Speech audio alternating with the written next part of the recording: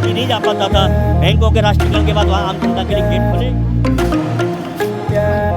नमस्कार, VMP news पे एक बार फिर से आप सभी का स्वागत है। कम्युनिस्ट पार्टी से कौशल शर्मा जी हैं जो कि कम्युनिस्ट पार्टी से उम्मीदवार हैं। आइए इनसे बातचीत करने की कोशिश करते हैं। क्या ग्वालियर 15 विधानसभा में अपनी छाप छोड़ पाएंगे, किस तरीके की रणनीति है, आइए इनसे बातचीत करने की कोशिश करते हैं। धन्यवाद।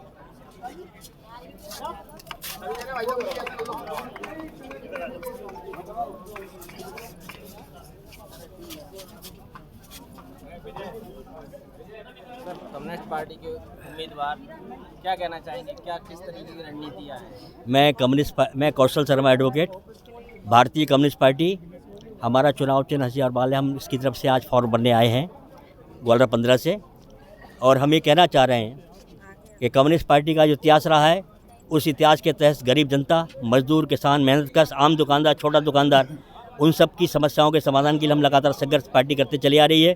हम उन्हीं संकल्पों को, उन्हीं चीज़ों को दूर करने के लिए उनके लिए संघर्ष करते रहेंगे आने वाले वक्त में।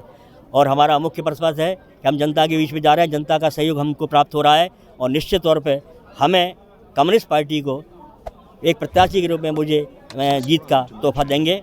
और आने वाले वक्त में जो भी गरीबों की लड़ाई है, मेहनतकश की लड़ाई है, आम छोटे दुकानदारों की लड़ाई है, आम जनता की, विद्यार्थियों की और नौजवानों की लड़ाई है, उस लड़ाई को हम आगे पूरा करने की कोशिश करेंगे।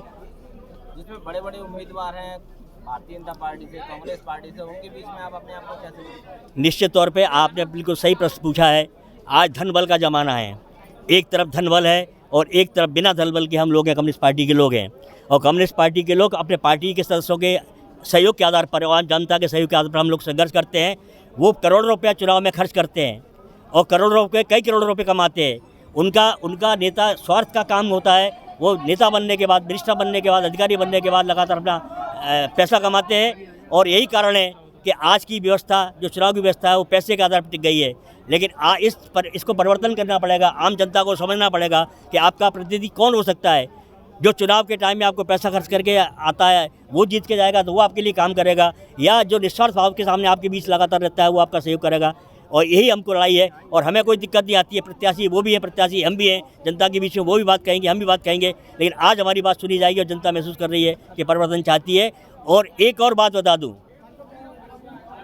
ग्वालियर विधानसभा के अंदर जो किसी पार्टी से जीता हो, दूसरी पार्टी में चला गया हो, अपने वैचारिक घोषणा पत्र के आधार पर जो चुनाव लड़ता है उसको छोड़कर चला गया हो, और ऐसे बेके हुए लोगों को मैं समझता हूँ ग्वालियर की जनता बर्दाश्त नहीं करेगी। और आने वाले वक्त में इस विधानसभा के चुनाव में निश्चित तौर पर बिकने और खरीदने और बेचने वालों की संख्या कम होगी, और वो भी उस संख्या में भागीदार होंगे।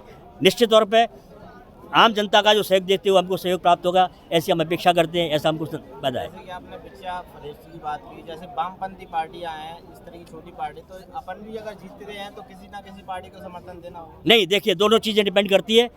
आपको अगर ध्यान होगा जब केंद्र के अंदर कांग्रेस की सरकार थी, अल्पमत में सरकार थी, कम्युनिस्ट पार्टी ने कांग्रेस को समर्थन दिया था। और उस समर्थन के साथ साथ दो चीज़ें महत्वपूर्ण थी। एक तो बैंकों का राष्ट्रीयकरण, 14 बैंकों का राष्ट्रीयकरण किया था, और उस समय बैंकों के अंदर आम आदमी नहीं जा पाता था। बैंकों के राष्ट्रीयकरण के बाद वहाँ आम जनता के लिए गेट खुले और उसमें गया। दूसरा जो था महत्वपूर्ण लड़ाई, गरीब और अमीर की लड़ाई है।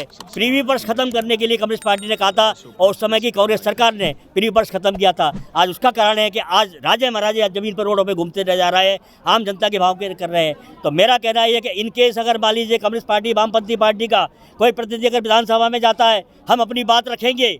समर्थन अगर देना पड़ा तो शर्तों के साथ समर्थन देंगे। और हम ये विचारधारा मानते हैं, अगर जब तक सत्ता में नहीं आते, जब तक हम अपनी बातों को मनवाते हो, दूसरों को समर्थन देंगे। और अगर नहीं जरूरत होगी तो हम अपना विरोध जनता की बातों को लोगों के बीच में ले जाएंगे और उनकी बात अपने बीच में रखेंगे।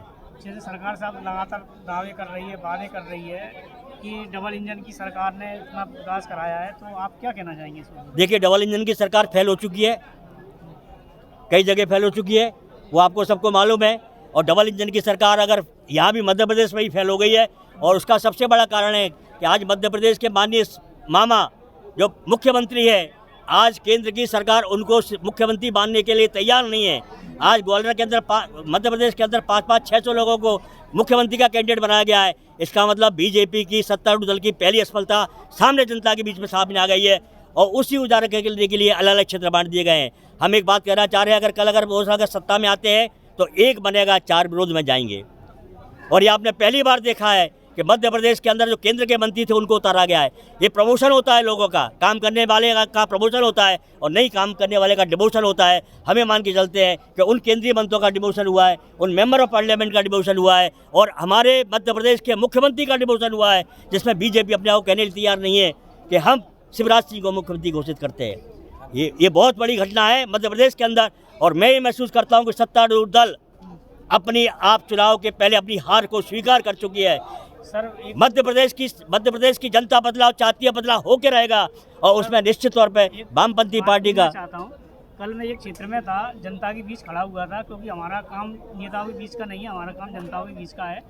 तो कुछ महिलाएं ये बता रही थी कि साहब अगर शिवराज सिंह ने 1000-1200 रुपये दिए तो 800 रुपये किलो तो जीरा खरीद रहे हैं हम सब्जी कैसे बनाएं, क्योंकि बिना जीरे के तो सब्जी नहीं बनेगी।